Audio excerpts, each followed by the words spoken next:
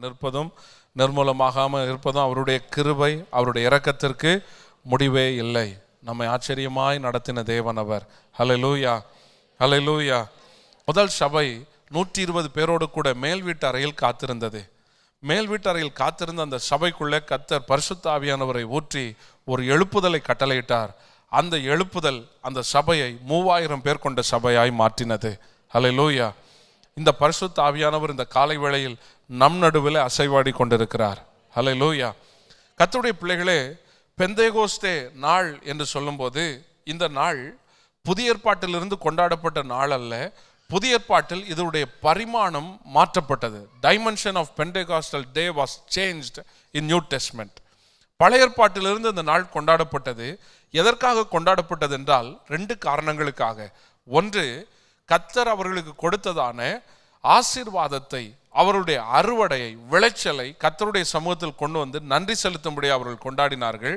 2வது, என்றைக்கு ஆண்டவர் நியாயப்பிரமாணத்தை கொடுத்தாரோ, மோசையின் மூலமாக கர்த்தர் பேசி சீனாய் மலையிலே 10 கற்பனைகளில் எழுதி கொடுத்தாரோ, அது முதற்கொண்டு இந்த கற்பனையை பெற்றுக்கொண்டதற்காக கர்த்தரை அவர்கள் ஸ்தோத்திரம் பண்ணினார்கள். ஹல்லேலூயா.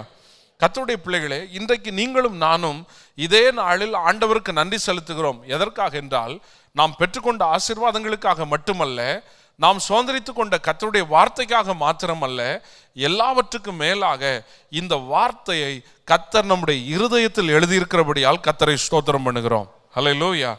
நீங்க எரேமியால வாசித்து பார்த்தீங்கன்னா, ஆண்டவர் மிக அழகாய் ஒரு காரியத்தை அங்கே நமக்கு சொல்லி கடந்து போனார். நாட்கள் வரும்போது பிற்காலங்களில் என் வார்த்தையை அவருடைய இருதயங்களில் நான் எழுதுவேன் என்று சொல்லி. ஆண்டவருடைய வார்த்தை எங்கே எழுதப்படுகிறதாம்?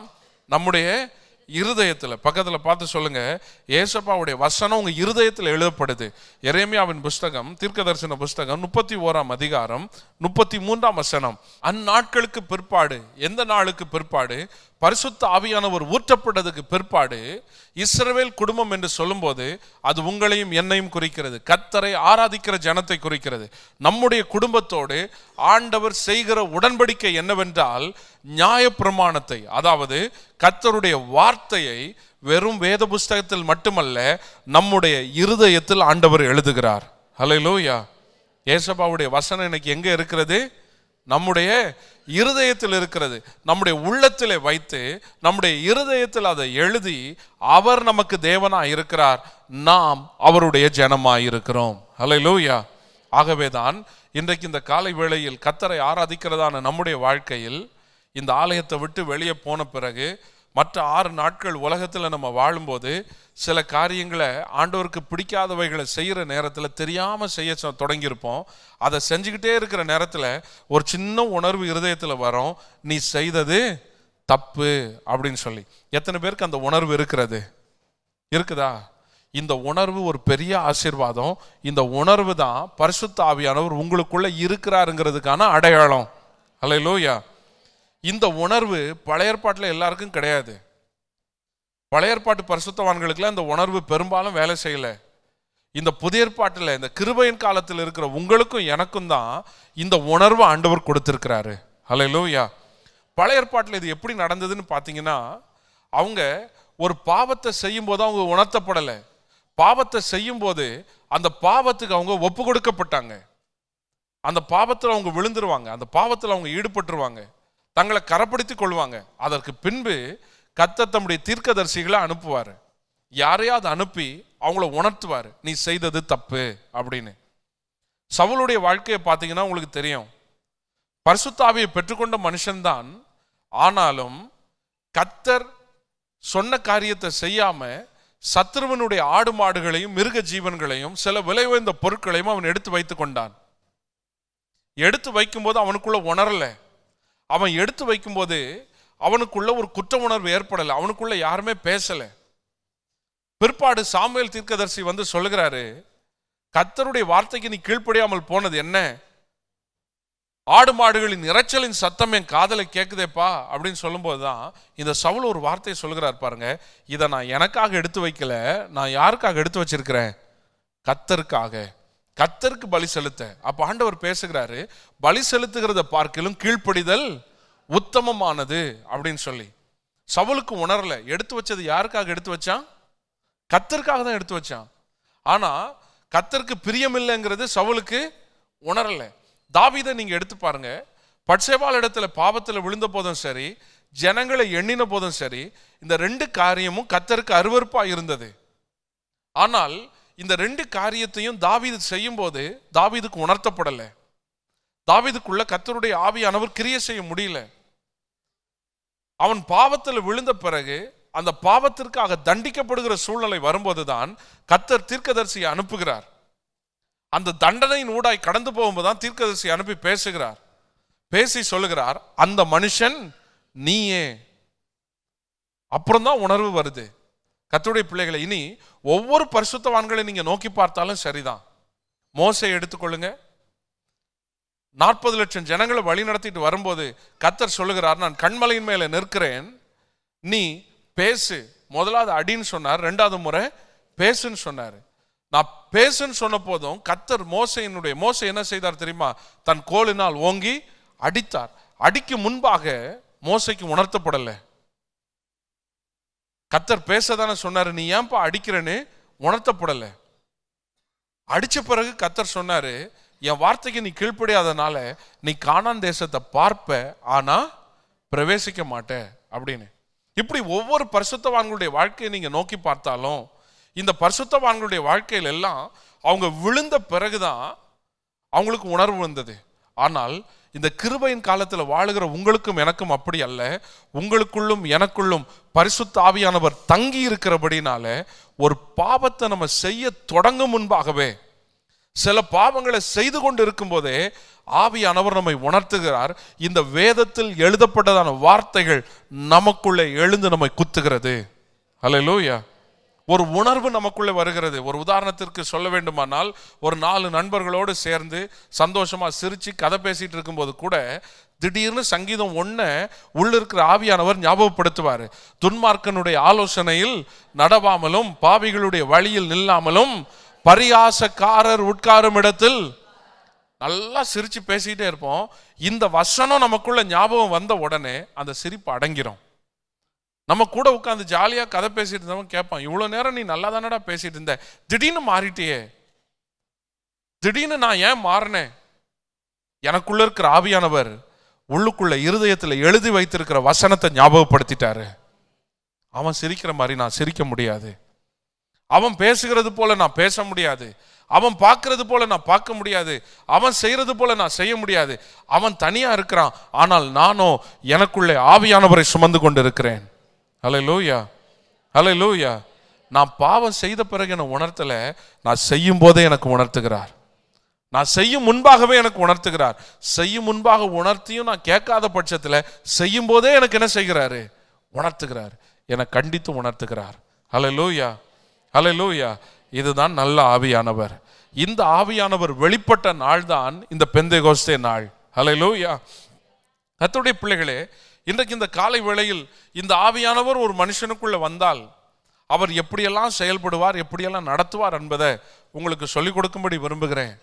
இந்த ஆராதனையுடைய முடிவு மாலை ஆராதனையா இருக்கும். இன்னைக்கு காலையில வந்தவங்க எல்லாரையும் மாலையில எதிர்பார்க்கிறேன். நீங்க மாலை ஆராதனையிலும் கலந்து கொண்டீங்கன்னா இந்த வார்த்தையினுடைய முடிவு உங்களுக்கு அங்கே விளங்கும். மாலை ஆராதனையில பரிசுத்த ஆவியானுடைய ஆழங்களை குறித்து தியானித்து, வரங்களையும் கனிகளையும் குறித்து தியானித்து, அதிகமாய் ஆவியின் அபிஷேகத்தை பெற்றுக்கொள்ள நம்ம ஜெபிக்க இருக்கிறோம். ஆகவே அது புதிய ஆத்துமாக்களுக்கான ஆராதனை அல்ல, கர்த்தருக்குள்ள பலப்பட்டவர்களுக்கான ஆராதனை. ஆமென். So make it possible. நீங்க மாலை ஆராதனையில் வருவதையும் நீங்க உறுதி செய்யுங்க. உங்களுக்குள்ள பரிசுத்த ஆவியானுடைய நிறைவை முழுமையாய் பெற்றுக்கொள்ள அது உங்களுக்கு பிரயோஜனமாக இருக்கும். அல்லேலூயா.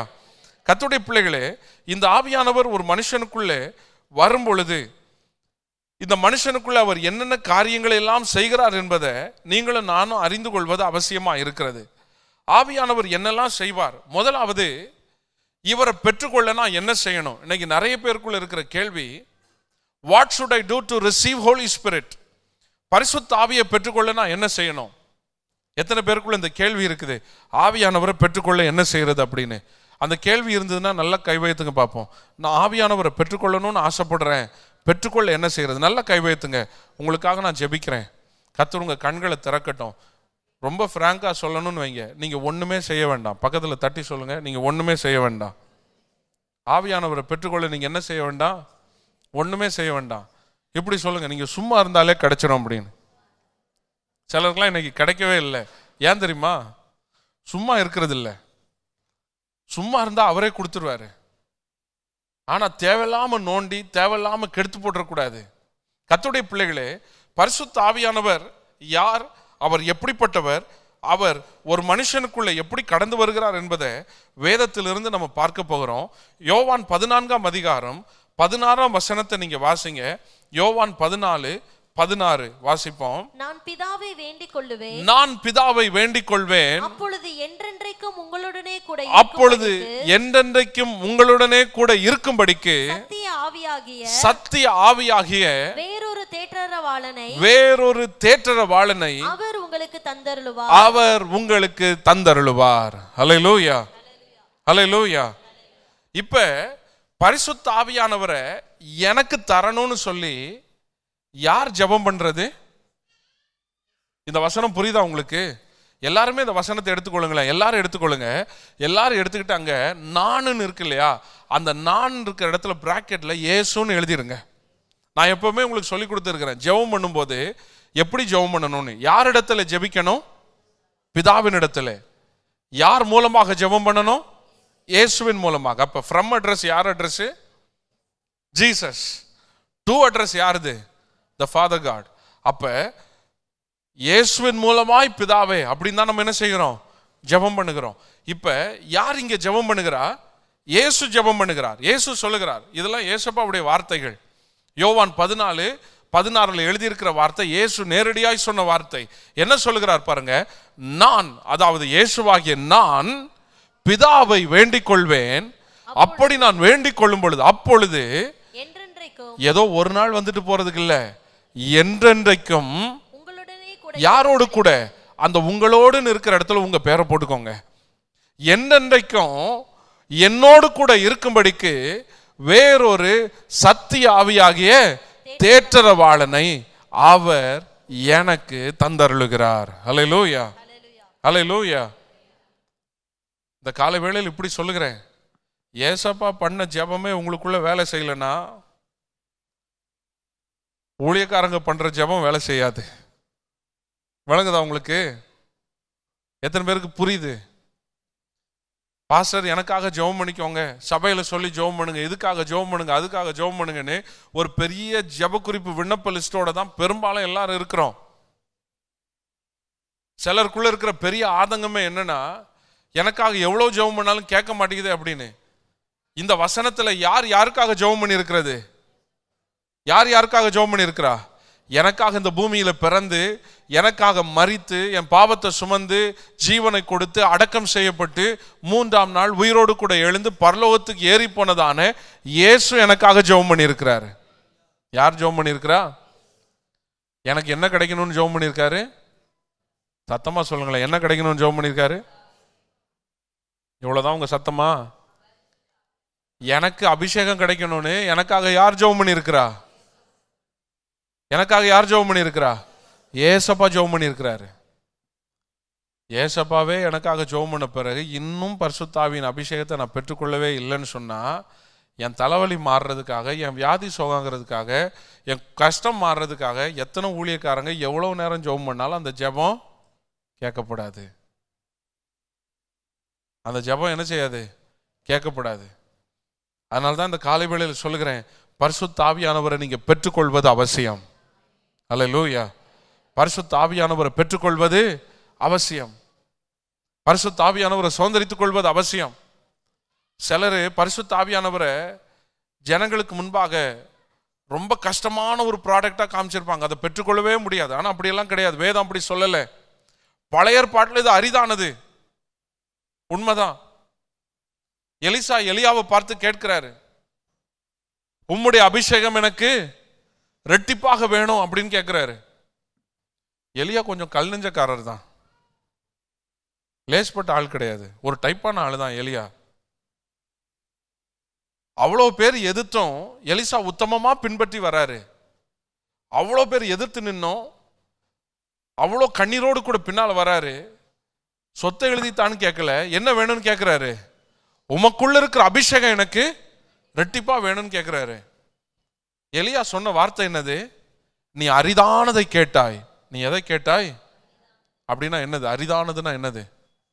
ஈஸியா கிடைக்கிறதா, கஷ்டமானதா? ரொம்ப கஷ்டமானதை நீ கேட்டுட்ட, ரொம்ப டஃப்பானதை நீ கேட்டுட்ட, ரொம்ப கஷ்டம்பா, அரிதானதை கேட்டுட்ட. இருந்தாலும் நீ கேட்டனால உனக்கு நான் தரேன்.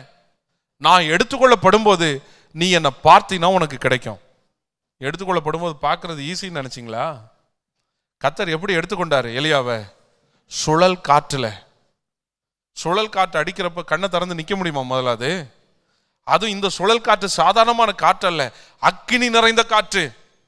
சுழல் காற்று, அதன் நடுவில் அக்கினிமயமான குதிரைகள் இறங்கி வந்து அதன் நடுவில் கர்த்தர் அவரை எடுத்துக்கொள்ளுகிறார். அல்லேலூயா. சுழல் காற்றும் அக்கினியும் சுழன்று அடிக்கும் போது அங்க என்ன செய்கிறது? வேதம் சொல்லுகிறது பாருங்க, அந்த வார்த்தை வாசிங்க. அவர்கள் பேசிக்கொண்டு நடந்து போகையில் இதோ அக்கினி ரதமும் அக்கினி குதிரைகளும் அவர்கள் நடுவாக வந்து இருவரையும் பிரித்தது. இந்த அக்கினி ரதமும் குதிரையும் உள்ள வந்து ரெண்டு பேரும் என்ன செய்யுது? பிரிக்குது. இது எப்படி பிரிச்சிருக்கோம்? நான் இப்படி நினைக்கிறேன், இந்த அக்கினி நெருப்புனாலே சுடும்.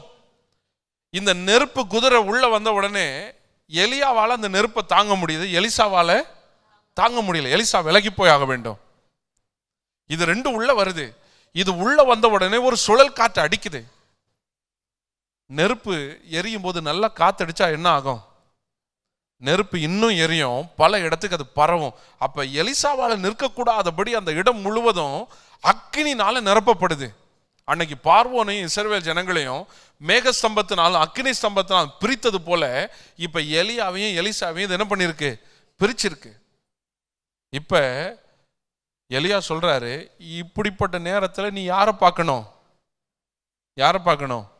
என்னை பார்த்தினா உனக்கு கிடைக்கும் சொல்றாரு பாருங்க. நீ இப்படி பார்த்தினா உனக்கு கிடைக்கும். ஆனா எலிசா பயங்கரமான ஆளு. வாழ்ந்தா அபிஷேகத்தோட வாழ்வேன், இல்லைன்னா இந்த அக்கினிலே எரிஞ்சு செத்து போறேன்ற முடிவுக்கு வந்துட்டார். நெருப்பு சுட்டாலும் பரவாயில்ல, நான் பார்த்தே தீர்வேன்னு அவ்வளோத்தையும் தாங்கிட்டு அங்க பார்த்த போது வேதம் சொல்லுகிறது, எலியாவின் சால்வை அவன் மேல் விழுந்தது. அல்லேலூயா. கர்த்தர் இரட்டிப்பான அபிஷேகத்தை கொடுத்தார். கர்த்தருடைய பிள்ளைகளே, இன்றைக்கு நீங்களும் நானும் ஆராதிக்கிற நம்முடைய எஜமானா இருக்கிற நம்முடைய இரட்சகராக இயேசு கிறிஸ்துவோ எலியாவை போல அல்ல, எலியாவிலும் பெரியவராக இருக்கிறார். அல்லேலூயா. எலியாவிலும் பெரியவர். இவர் என்ன சொன்னார் தெரியுமா? நான் போய் அவர்கிட்ட எனக்கு ரெட்டிப்பா வேணும்னு கேட்கவே இல்லை. அவரே என்ன சொன்னார் தெரியுமா? என்னை விசுவாசிக்கிறவன் நான் செய்த காரியங்களை தானும் செய்வான், இவைகளை பார்க்கிலும் பெரிய காரியங்களை செய்வான். அல்லேலூயா. எலியாட்ட கேட்ட எலிசாவுக்கு கிடைக்கிறது கஷ்டங்கிற பதில் வந்தது. ஆனா இன்னைக்கு என்னுடைய தெய்வம், என்னை நேசிக்கிற நல்ல தகப்பனாக இயேசுவோ, நான் கேட்கவே இல்லை, நான் என்னை தகுதியற்றவனா உணர்ந்த போது அவர் என்னை பார்த்து சொல்லுகிறாரு, உனக்காக நான் ஜெபம் பண்ணி கொள்ளுகிறேன், உனக்குள்ள பரிசுத்த ஆவியானவர் ஊற்றப்பட வேண்டும் என்று சொல்லி உனக்காக நான் ஜெபம் பண்ணி கொள்ளுகிறேன். எல்லாவற்றுக்கும் மேலாக இந்த ஆவியானவர் ஊற்றப்படும் போது நீ நான் செய்த காரியத்தை மட்டுமல்ல, என்னை காட்டிலும் பெரிய காரியங்களை செய்யும்படி உன்னை அபிஷேகம் பண்ணுகிறேன் என்று சொல்லி என்னை ஏற்படுத்தினவராய் இருக்கிறார். ஹல்லேலூயா, ஹல்லேலூயா. நான் பெற்றுக்கொள்வது தேவ சித்தம். ஆமென். நான் அபிஷேகம் பண்ணப்படுவது தேவ சித்தம். அன்னைக்கு தாவீது ஆண்டவர்கிட்ட கெஞ்ச வேண்டி இருந்தது. பட்சேபாள் இடத்துல பாவம் செய்து அந்த பாவத்துக்கான தண்டனை அனுபவித்த பிறகு தாவீது நேர ஆண்டவருடைய பிரசன்னத்தில் ஓடி போய் எதுக்காக ஜெபம் பண்ணுகிறார் தெரியுமா? ஆண்டவரே, உம்முடைய பரிசுத்த ஆவியை என்னிடத்திலிருந்து எடுத்துக்கொள்ளாதிரும். என்ன சொல்லி ஜெபம் பண்றாரு? எதை எடுத்துக்கொள்ளாதீங்க? பரிசுத்த ஆவியை எடுத்துக்கொள்ளாதீங்க. Don't take the Holy Spirit away from me. ஆவியானவர் ஏன்ட்டு எடுத்துக்கிடாதீங்க கெஞ்சுகிறாரு போயிட்டு. ஆனா இன்னைக்கு நான் கெஞ்சல, நான் கேட்கல. நான் கேட்க முன்னாலேயே, இன்னும் சொல்ல போனா நான் பிறக்கிறதுக்கு முன்னாலேயே எனக்காக அவர் ஜெபம் பண்ணி இருக்கிறாரு, ஆவியானவர் என்றென்றைக்கும் என்னோடு கூட இருக்க வேண்டும் என்று சொல்லி. ஹல்லேலூயா. அவர் உங்களுக்குள்ள வந்துட்டாருன்னா உலகத்தின் முடிவு பரியந்தம் உள்ள சகல நாட்களிலும் நான் உன்னோடு கூட இருக்கிறேன் என்று சொன்னவர் நம்மை விட்டு விலகுவதில்லை, நம்மை கைவிடுவதில்லை. அவர் நமக்குள்ளே இருக்கிறார். ஹல்லேலூயா. கர்த்தருடைய பிள்ளைகளே, இன்றைக்கு நீங்கள் இவரை பெற்றுக்கொள்ள வேண்டும் என்று சொன்னால் நீங்க செய்ய வேண்டியது ரொம்ப சிம்பிளான காரியம். அவருடைய பிரசன்னத்துல வந்து எனக்கு தாங்கன்னு கேட்டா போதும், தருவாரு. ஆமென். இன்னைக்கு ஆண்டவர் உணர செய்வார். நிறைய பேர் சந்தேகத்தோட எனக்குள்ள ஆவியானவர் இருக்கிறாரா அப்படின்னு. வேதம் சொல்லுது, கர்த்தருடைய ஆவியானவர் இல்லாமல் கிறிஸ்துவை தேவன் என்று சொல்லக்கூடாது, அறிக்கையிடக்கூடாது. இன்னைக்கு யாரெல்லாம் அவரை தெய்வம்னு சொல்லி அறிக்கையிடுறவங்களா இருக்கிறீங்களோ உங்களுக்குள்ள ஆவியானவர் இருக்கிறாரு. உங்களுக்குள்ள ஆவியானவர் இருக்கிறார். ஆவியானுடைய கிரியை அநேகரால பார்க்க முடியல, ஆவியானுடைய கிரியை வெளிப்படுகிறது அநேகரால காண முடியல. அதனாலதான் அவங்க நினைச்சுக்கிட்டாங்க எனக்குள்ள ஆவியானவர் இல்லை அப்படின்னு. ஆவியானுடைய கிரியை சிலருக்குள்ள வெளிப்படல. ஆவியானவர் இல்லாம இல்ல, ஆவியானவர் உள்ள இருக்கிறார். ஏன்னா உங்களுக்காக ஜெபம் பண்ணி இருக்கிறவர் இரட்சகராகிய இயேசு கிறிஸ்து. அல்லேலூயா. நான் பாவம் செய்துட்டேனே, நான் அவரை வெறுத்துட்டேனே, நான் பழைய மாதிரி இல்லையே, அவரை விட்டு நான் தூரம் போயிட்டேனே, அப்ப என்னை விட்டு போயிருக்க மாட்டாரான்னு கேட்டீங்கன்னா உங்களை விட்டு போக மாட்டாரு. ஏன்னா உங்களை விட்டு போகக்கூடாதுன்னு சொல்லி ஏசப்பா ஜெபம் பண்ணி இருக்கிறாரு. ஆமென். உங்களுக்குள்ள இருக்கிற ஆவியானவர் சந்தோஷமா இருக்கிறாருன்னு கேட்டா அதுக்கு பதில் கிடையாது. நீங்க துக்கப்படுத்தாம இருங்கன்னு அதனால தான் வேதம் சொல்லுது, நீங்க கிருபையாய் பெற்றுக்கொண்டதான ஆவியானவரை துக்கப்படுத்தாதிருங்கள்னு எழுதியிருக்கு. உங்களுக்குள்ள அவர் சந்தோஷமா இருக்கிறாரா துக்கமா இருக்கிறாராங்கிறது உங்களுடைய கிரியையை பொறுத்தது. ஆனால் உங்களுக்குள்ள இருக்கிறாரான்னு நீங்க ஒரு கேள்வி வச்சீங்கன்னா, உங்களை நடத்துகிற கர்த்தருடைய ஊழியக்காரனாய் சொல்லுகிறேன், உங்க ஆத்மாவுக்கு உத்தரவாதம் பண்ணுகிறவன் நான் சொல்லுகிறேன், உங்களுக்குள்ள கர்த்தருடைய ஆவியானவர் இருக்கிறார். உங்களை விட்டு அவர் விலகல. நான் இவ்வளோ பாவம் பண்ணியிருக்கிறேனே பாஸ்டர், என் வாழ்க்கை அருவருப்பானதா இருக்குதே. உங்க வாழ்க்கை எவ்வளவு அந்த கேடு நிறைந்ததா இருந்தாலும் சரி, உங்களுக்கு சொல்லுகிறேன், இயேசு உங்களுக்காக ஜெபித்திருக்கிறபடினாலே இந்த நல்ல ஆவியானவர் உங்களை விட்டு விலகவில்லை, உங்களுக்குள்ளே தான் அவர் இருக்கிறார். அல்லேலூயா. கர்த்தருடைய பிள்ளைகளே, இந்த ஆவியானவர் உங்களுக்குள்ள இருக்கிறத என்னைக்கு நீங்க உணர்கிறீங்களோ அன்னைக்கு உங்களுக்குள்ள செயல்பட ஆரம்பிப்பார். ஆமென். தலையில தான் சீப்பு இருக்குன்னு தெரிஞ்சா உடனே எடுத்து என்ன பண்ணுவோம், சிரிச்சுக்கிட்டே சீவிடுவோம் இல்லையா? காதில் தான் பேனா இருக்குன்னு தெரிஞ்சா உடனே என்ன பண்ணுவோம், எடுத்து எழுத ஆரம்பிக்கிறது போல இன்னைக்கு கர்த்தர் உங்க கண்களை திறக்கட்டும், உங்களுக்குள்ள ஆவியானவர் இருக்கிறார். ஆமென். உங்களுக்குள்ள யார் இருக்கிறா? ஆவியானவர் இருக்கிறார். ஏன் அவ்வளோ ஸ்ட்ராங்கா ஆவியானவர் இருக்கிறாருன்னு நம்ம நம்பணும்? எனக்காக ஜெபம் பண்ணினவர் இயேசு. எனக்காக ஜெபம் பண்ணினவர் இயேசு. அவர் சொன்னதுதான். யவீருடைய வீட்டில் என்ன நடந்ததுன்னு உங்களுக்கு தெரியும். யவீருடைய பிள்ளை செத்து போற நிலையில இருக்கிறா. யவீரு ஏசாமியை கூப்பிட வந்திருக்கிறாரு. ஏசப்பா நீங்க வந்தா அற்புதம் நடக்கும்னு. ஏசப்பா கூட்டிட்டு போறதுக்குள்ள செய்தி வருது, யவீருடைய பிள்ளை செத்து போயிட்டா அப்படின்னு. பிள்ளை செத்து போயிட்டா, வாசல்ல மேளம் வாசிக்கிறவங்க வந்துட்டாங்க, எல்லாரும் ஊதி வாசிட்டு இருக்காங்க. ஒரு கூட்டம் உள்ள உட்காந்து அழுதுட்டு இருக்கு. இந்த பிள்ளை பிணமா கிடக்குறா. ஆனா இயேசு யவீருவை பார்த்து என்ன சொல்றாரு? யவீருவை பார்த்து இயேசு என்ன சொல்றாரு? உன் பிள்ளை சாகல, தூங்கிட்டு இருக்கிறா. உன் பிள்ளை சாகல, தூங்கிட்டு இருக்கா. யவீருடைய பிள்ளை செத்தது உண்மையா பொய்யா? அவ செத்தது உண்மை. டாக்டர் சர்டிபிகேட்டே இருக்கு அவ செத்து போயிட்டா அப்படின்னு. அவ செத்தது உண்மை. அடக்கம் பண்றதுக்கு எல்லாத்தையுமே ஆயத்தப்படுத்தியாச்சு, எல்லாமே உண்மை. அது உண்மையாவே இருந்தாலும் ஏசப்பா சொல்ற அது உண்மையா இருந்தா நான் சத்தியமா இருக்கிறேன். அல்லேலூயா. அது உண்மை, அது யதார்த்தம் தான். அது யதார்த்தம் தான், இருந்துட்டு போகட்டும். நான் சொல்லுகிற வார்த்தை சத்தியம். சத்தியத்தை அறிந்தால் சத்தியம் உன்னை விடுதலை ஆக்கும். அல்லேலூயா. கர்த்தருடைய பிள்ளையே, இப்ப இயேசு சொன்னா அவ தூங்கிட்டு இருக்கிறா அப்படின்னு. கடைசியில எது நிஜமாச்சு? உண்மை நிஜமாச்சா சத்தியம் நிஜமாச்சா? எது நிஜமாச்சு? இல்லாதவைகளை இருக்கிறவைகளை அழைத்து ஒன்றுமில்லாத இடத்துல உருவாக்குகிறவர். மனுஷன் 1000 காரியத்தை சொல்லலாம். நீ அபிஷேகத்தை இழந்துட்டேன்னு சொல்லலாம், நீ பாவின்னு சொல்லலாம், உனக்கு தகுதி இல்லைன்னு சொல்லலாம். ஆனால் உங்களுக்காக எனக்காக ஜெபம் பண்ணினவர், அவருடைய ஜெபம் ஒரு நாளும் மாறாது. அவர் ஜெபத்திற்கு வல்லமை உண்டு. ஹல்லேலூயா. அவர் ஜெபம் பண்ணி இருக்கிறார், ஆவியானவர் எனக்குள்ளதான் இருக்கணும்னு சொல்லி.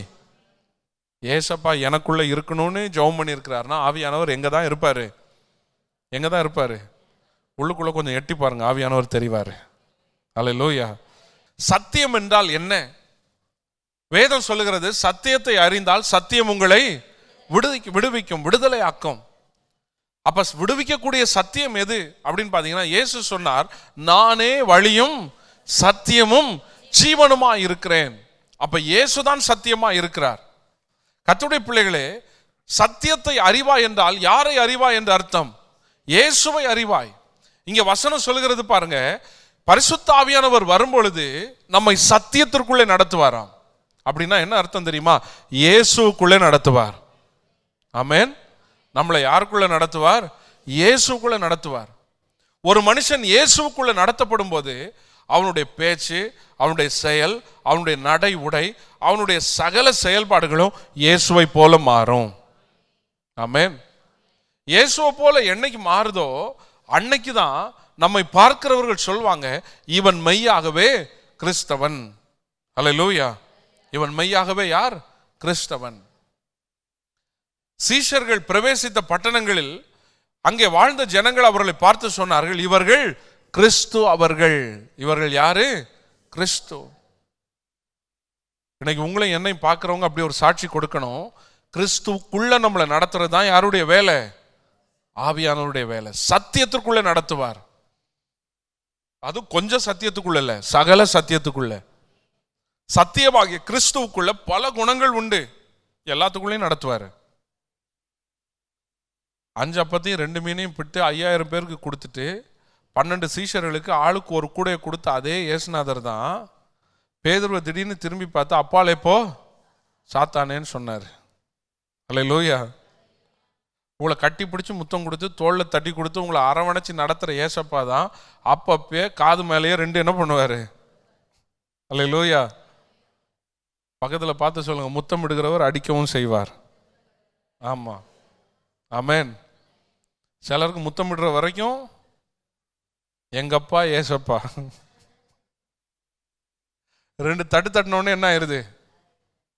2 தட்டு தட்டினோடனே உமக்கு கண்ணு இருக்கா, காது இருக்கா, மூக்கு இருக்கா?